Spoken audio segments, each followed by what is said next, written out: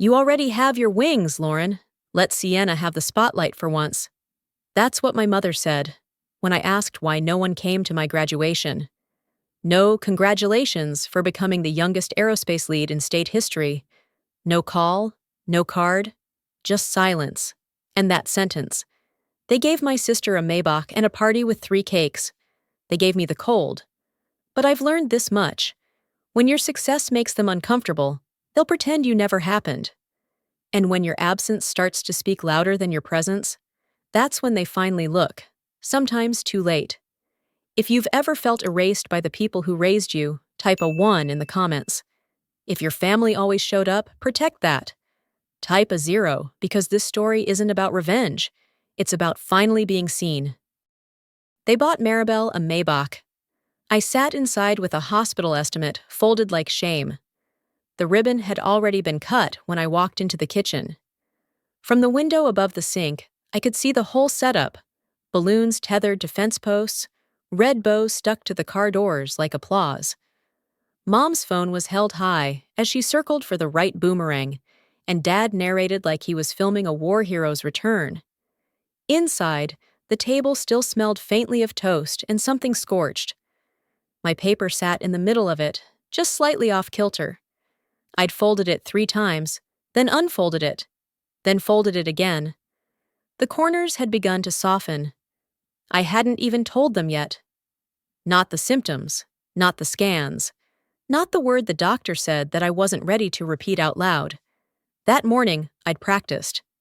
I thought maybe if I said it plain, if I used the word endometriosis like it belonged in our house, like it wasn't an inconvenience, I could wedge it into the day. But Mom told me she was too busy. Something about coordinating a surprise. Something about centerpieces arriving late. So I said nothing. Again. Through the open door, I saw Maribel jump in place, hands to her mouth like she hadn't seen the exact car on her Pinterest board 6 months ago. "You earned this, sweetie," Mom said, right on cue. Dad panned the camera. "Look at her face! Priceless!" My fingers brushed the paper again.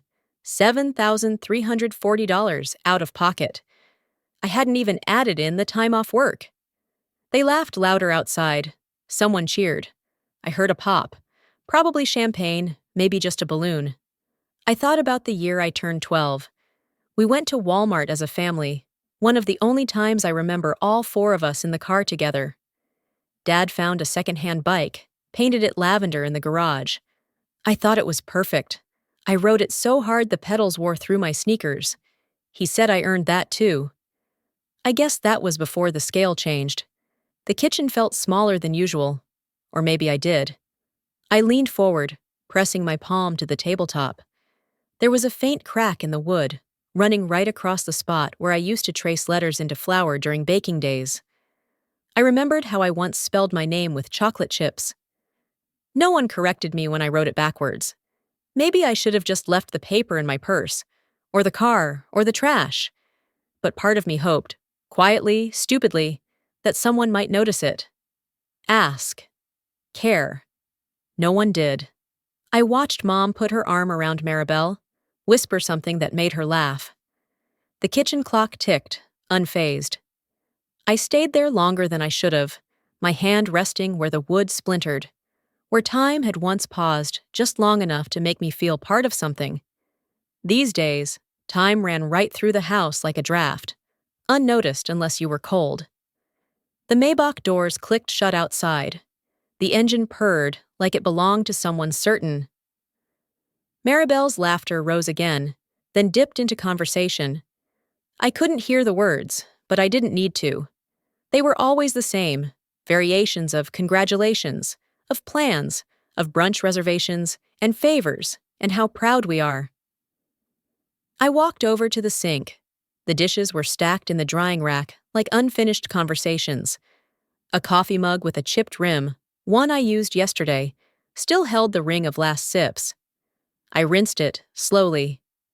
Not because it needed it, but because it gave my hands something to do. The water ran warm, almost kind. I thought about calling someone, a friend, anyone. But then I'd have to explain. And what was there to explain that didn't sound like complaint or jealousy or melodrama? I wasn't jealous of a car. I was grieving a place I never truly held. The folder in my bag carried more than bills. It carried questions about what kind of care insurance would cover, about who'd take me to surgery, about what it means to hurt and be invisible. I glanced outside again. Mom was fixing Maribel's hair for another photo. Dad counted down like he was coaching her into a spotlight. She lit up on command. I dimmed by default. Eventually, they came in, laughter still in their throats. Maribel kissed my cheek absent-mindedly, like I was a fixture. Mom asked if I could help bring in the cupcakes from the garage. I nodded. That was my role. Silent hands, steady background. I slipped the paper into my pocket before they could see it. Not because I wanted to hide, but because I finally understood. They'd only notice if I disappeared completely. I didn't want a car.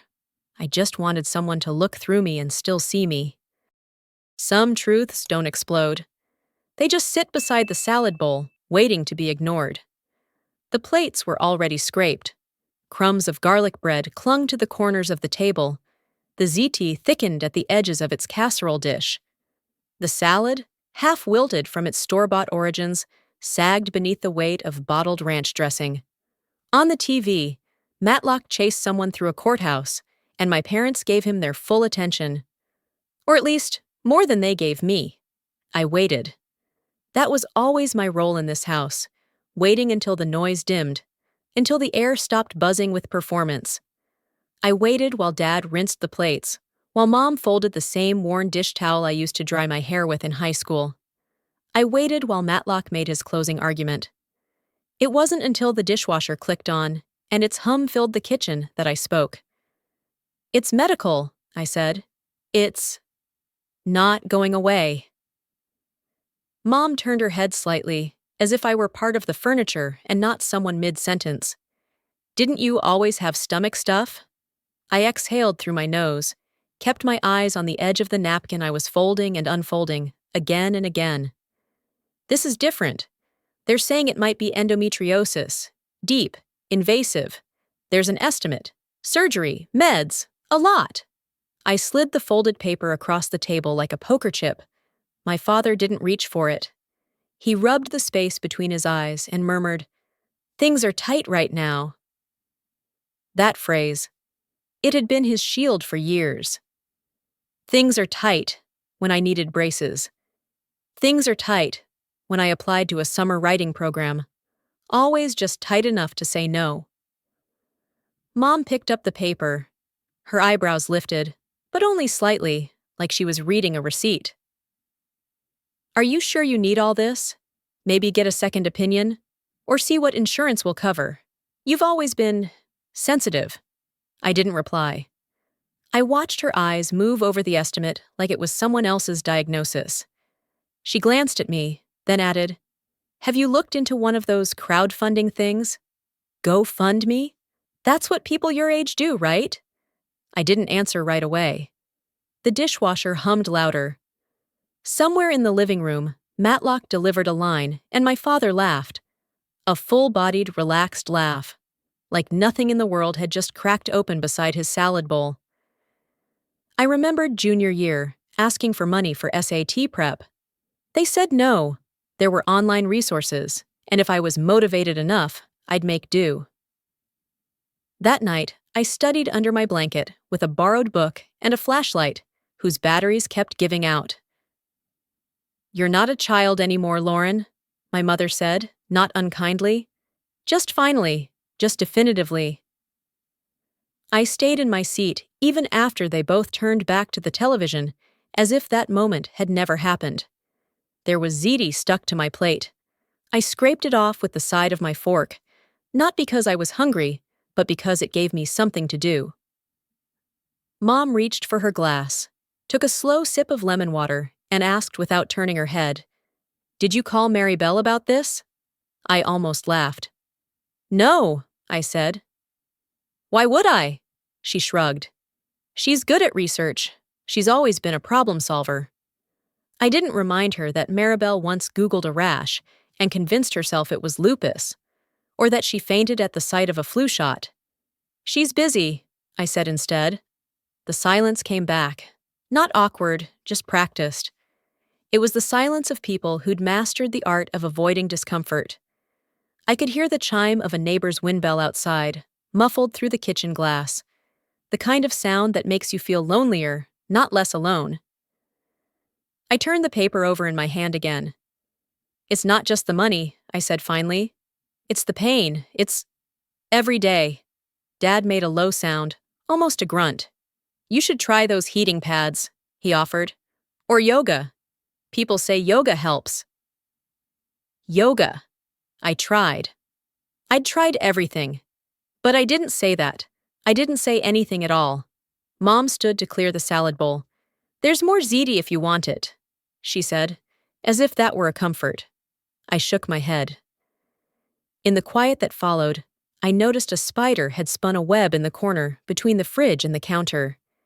It glinted under the overhead light, fragile but firm, like something that stayed even when no one wanted it. Have you ever asked for help, only to be met with silence that said more than words ever could?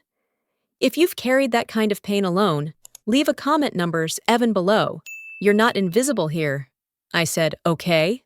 I folded the paper again, and behind me, the remote clicked back to life. There's a photo on the fridge, Maribel beaming, Dad's arm around her, Mom behind the camera. I'm in the frame too. Just not enough to matter. You can tell a lot from a photo. Not just what's in it, but what's left out. My shoulder is visible in the bottom corner, cropped at an odd angle, like an afterthought. I didn't even remember being there. That's the thing about growing up in a house that loves selectively. You start questioning your own presence. They never told me to leave. But no one noticed when I did. The changes started small. I began washing my clothes in the garage at night, when the house was asleep and the machine's low thrum felt more human than anyone upstairs. I folded laundry with a precision I didn't use elsewhere in my life. Shirts tucked like secrets, socks paired like promises kept only in private. I stopped updating the family calendar. No more reminders from me about trash day or who was bringing pie to Grandma's. I opened the app, scrolled through the months, and erased myself line by line. Lauren, dentist. Lauren, grocery. Lauren, Sunday chili. All gone. In the mornings, I left before sunrise. At night, I ate whatever was left in the break room at work, ziti, sometimes pizza crusts, and brought the rest home in cafe napkins. I'd sit on the edge of my bed, the plate balanced on a book I hadn't finished, listening to the clock tick through my aloneness.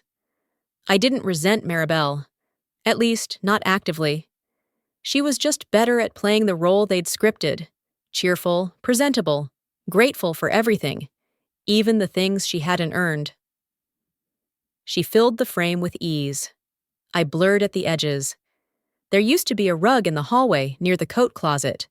Its corner curls up every winter. For years, I flattened it each morning. One day, I didn't. I walked past it, watched others do the same. No one fixed it. It stayed curled for 2 weeks. There was something freeing about that. Sometimes I'd open the junk drawer and find old cards, birthday ones with glitter, some from me to them, some from them to me. The last card I got from Dad was 3 years ago. It said, "Happy birthday, kiddo, keep pushing." There was no signature, just his name in print, like a business transaction. I used to keep it in a box with movie stubs and Polaroids. Now it lives under a stack of tax forms. I didn't cry. That was never how I processed grief. I measured it in half loads of laundry, in reheated pasta, in how long I could go without hearing my name spoken aloud. At work, people called me by name. They noticed when I was gone. The shift manager once asked if I was okay, because I'd been quiet that day. Quiet. I wanted to tell her I was always quiet at home, that my voice echoed more in a cafe than in the house I grew up in. Sometimes, I dreamed of burning a batch of cookies just so the smoke alarm would go off, just so someone would rush in. But I never did. I baked it perfectly, or not at all. I remembered the year Mom was sick with bronchitis, and I brought her tea with honey every night. She said, "You're such a caretaker." It was the nicest thing she'd said to me in months. But the week she recovered, it was back to Maribel's carpool and Dawn's step count. I faded like the scent of lemon vapor rub on her pillow. There was a rug in the hallway, with a curled corner. I used to flatten it every day. One morning, I let it be. Watched as everyone stepped over it. It stayed curled for a week. You learn a lot from rugs and cookies, and the way silence hums louder than conversation.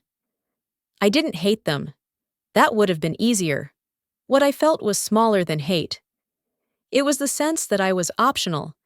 When I was 16, I used to write my name in dry erase markers on the fridge calendar. Lauren, soccer game. Lauren, group study. I'd decorate the corners with hearts or smiley faces.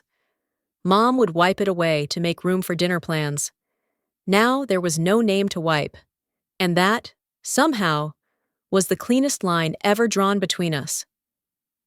I stopped baking cookies, stopped offering help, stopped texting first, and no one asked why.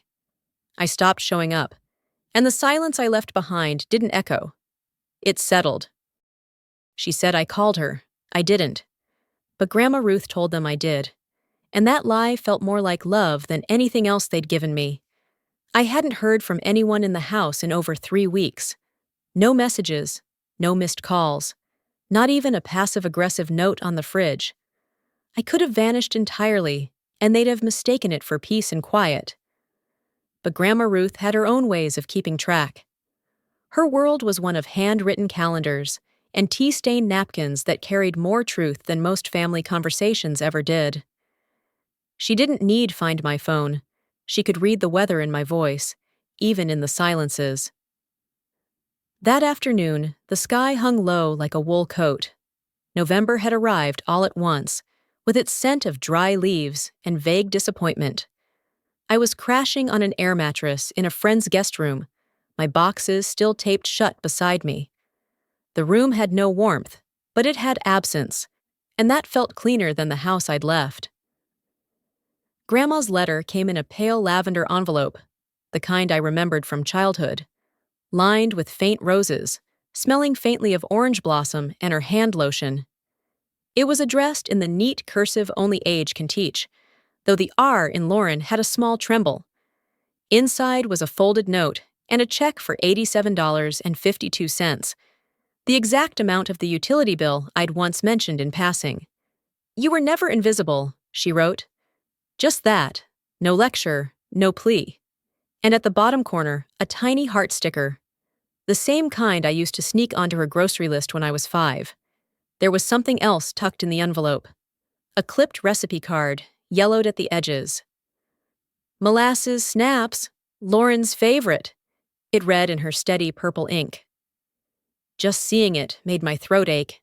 I remembered standing on the little step stool in her kitchen, stirring batter, while the cuckoo clock chirped once every hour like a gentle reminder that time didn't stop, even when we needed it to. I found out later what she had done. She'd called my father on the landline, the one no one uses anymore unless someone has died or is about to. She waited through 6 rings before he answered, probably thinking it was a scam. But he recognized her voice, and suddenly all that aloofness he'd perfected cracked a little. "I just wanted to know how Lauren is," she said simply. He paused. I can hear it in my head even now. The kind of pause that frays at the edges of certainty. "She's around," he muttered. "Working a lot." "Has she called lately?" Grandma asked, calm as tea. Another pause. "Well, no, but she's been distant. You know how she is." Grandma let the silence fill the space. Then she said, "She called me." It was a lie. I hadn't. I'd been too tired, too humiliated, too numb. But she said it anyway, and the lie worked like a wedge. It pried something open. "She called me," she repeated. "Said she's going through something, and that she misses the way things used to be." He didn't know what to say. And that, more than anything, meant she'd finally gotten through. Elaine must have been in the room, because I'm told she chimed in with, "Well, she's not being very forthcoming, Ruth. She could have told us." To which Grandma replied, "Some of us have tried telling you things for years. You just don't hear quiet voices."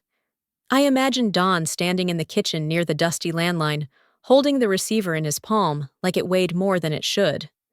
I imagine Elaine, folding laundry at the table, raising one eyebrow but offering no defense. The silence from their end wasn't guilt. It was confusing. The kind that creeps in when the story you tell yourselves starts to splinter. Later that evening, Grandma sat by her kitchen window, the one facing the dogwood tree I used to climb. She found a card I made her when I was 9, a drawing of her in a purple dress, holding a teacup with big cartoon letters. "I love Grandma because she knows when I'm sad, even when I don't say it." She kept it in her recipe tin, behind the one for molasses cookies. She told me, years ago, that love is sometimes a memory made solid, like the scent of cinnamon from the stairs, or the feel of a warm towel folded just the way you like it. I hadn't believed her then. Now I did. That night, I checked my phone before bed. One group text, sent to all the kids. "Dad, if anyone hears from Lauren, please ask her to call home. No emojis, no apology. Just that." I didn't respond, but I read it. Twice. Then once more after midnight, when the streetlights painted long shadows across the boxes in my borrowed room. I wanted to text back something scathing, or soft, or simple. "I'm okay." "I'm not." "Why now?" But instead, I turned off the phone and traced the sticker on Grandma's note with my thumb. And in that moment, I understood something that hadn't occurred to me before. Sometimes love doesn't come in the form of warmth or repair.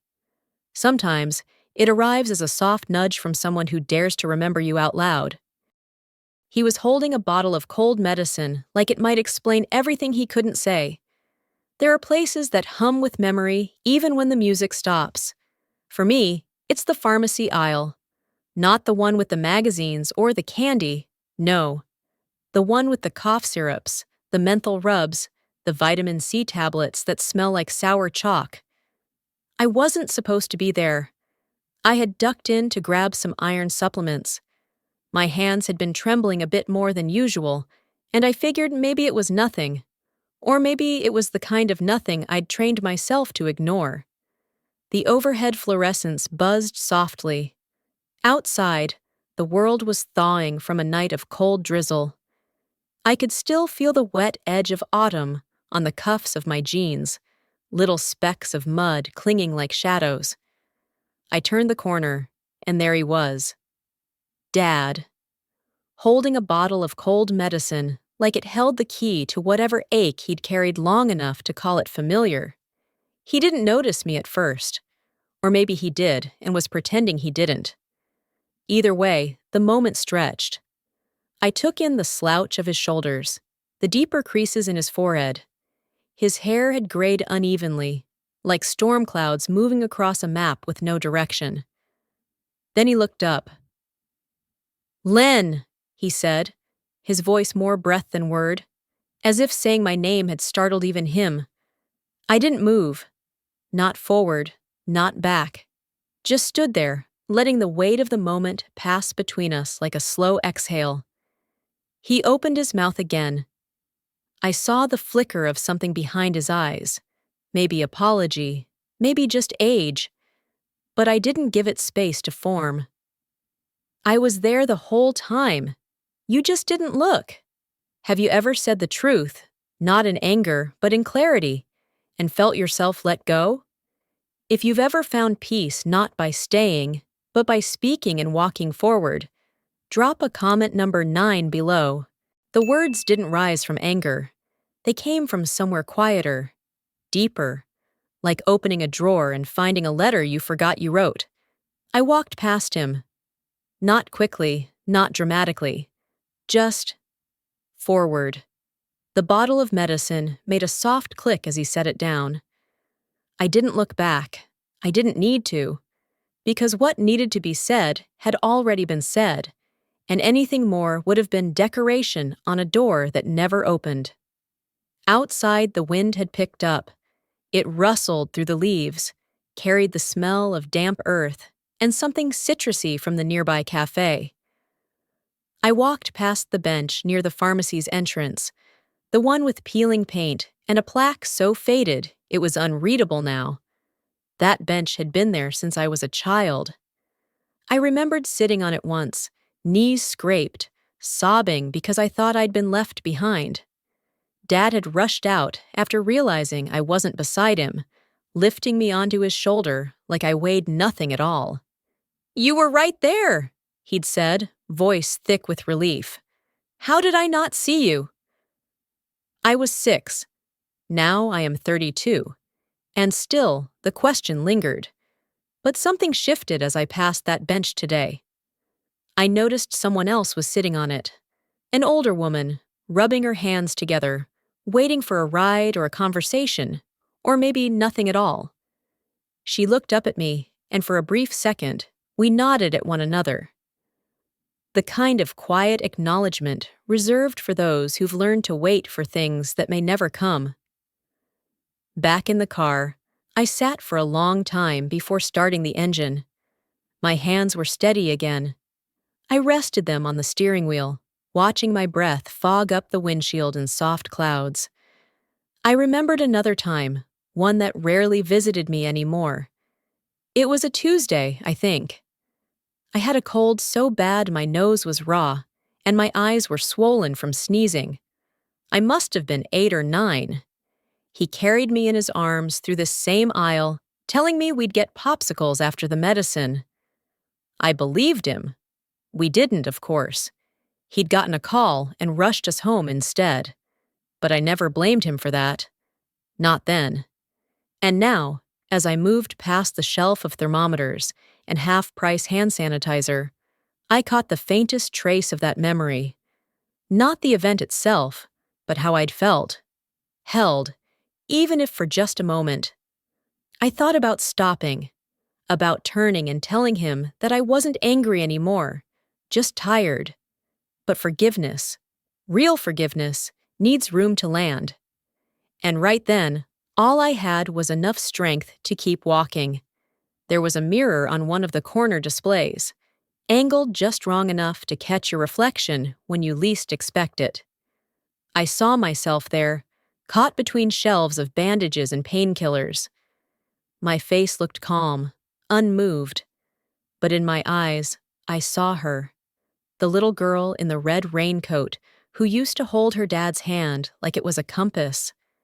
And maybe that was the hardest part, letting go of the map you thought would lead you home, only to find you were meant to draw it yourself all along. By the time I reached the car, the wind had carried the last of the wet leaves into spirals across the lot.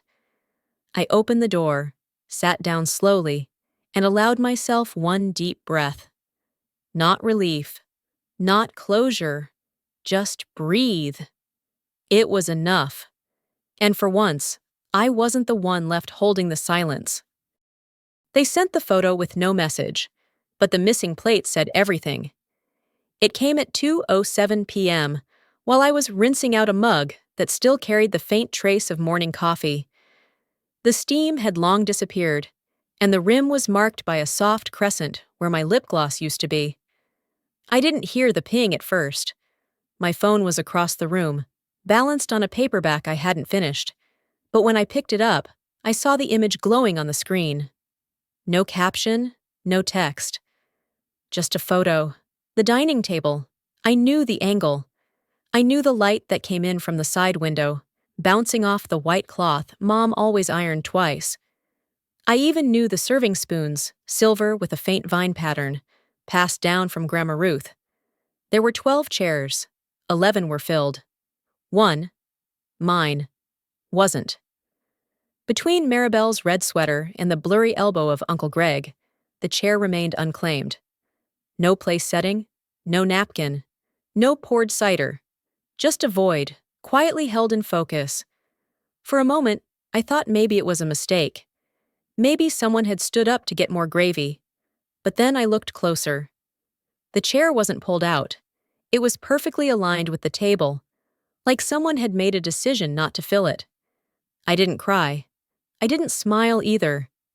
I just stood still, the soft hum of the refrigerator becoming louder with every second that passed. That photo said more than any apology they could have typed. It was the first time they acknowledged I wasn't just missing, I was missed. That chair, left untouched, meant something. It wasn't forgiveness. It wasn't even understanding. But it was space, and that was new. I tapped the screen, saved the image, and sent it to print on the old inkjet I kept beside my bookshelf. The colors bled slightly, the reds warmer than they should be, the whites a little too gray. I folded it in quarters, then slipped it into the back pocket of a soft-cover notebook I hadn't opened in years. It was my journal from when I was 14. Inside, I'd written in looping cursive with gel pens, filling page after page with dreams, fragments, and silent questions. One entry, dated November 23rd, read, "When will they notice me without me having to disappear?" I pressed the folded photo into that page. On my small kitchen table, I placed a cup of coffee, this time still warm, and a plate of almond cookies I bought for myself. No one else knew I liked them. No one else had to. I picked one up, took a bite, and let the silence sit beside me without crowding. I didn't respond to the photo. I didn't send a thank you or a question. But I knew who had made sure that chair stayed empty. Grandma Ruth. She didn't need to sign her name. She never had. She'd always understood the value of presence, even in absence. That kind of love doesn't demand, it observes. Outside the window, a leaf floated down, slow and deliberate, landing on the fire escape like it knew it belonged there. I watched it settle, then turned my attention back inside. The photo stayed in the journal, but the weight it carried didn't stay hidden. It shifted something. Not in them, in me. Not all recognition comes with words. Some arrive through quiet gestures, through the choice not to pretend. They left the chair empty. I filled my own. If you've ever been the chair no one saved, you don't need to explain it. Just leave quietly. Sometimes I still wonder how long it takes for absence to speak louder than presence. That Thanksgiving photo didn't fix anything, but it marked a shift, like someone finally heard the silence I'd been holding for years. I've come to believe that recognition, even without apology, can be a kind of mercy. Families don't always heal in grand gestures. Sometimes they begin again with an empty chair and the courage not to fill it. If this story echoed something in you, maybe sit with it a little longer, see what rises. And if you've ever been the chair no one saved, feel free to share your thoughts below. I'd be honored to hear your story too. Don't forget to subscribe if you'd like more stories that sit quietly with truth. Thank you for listening. Until next time.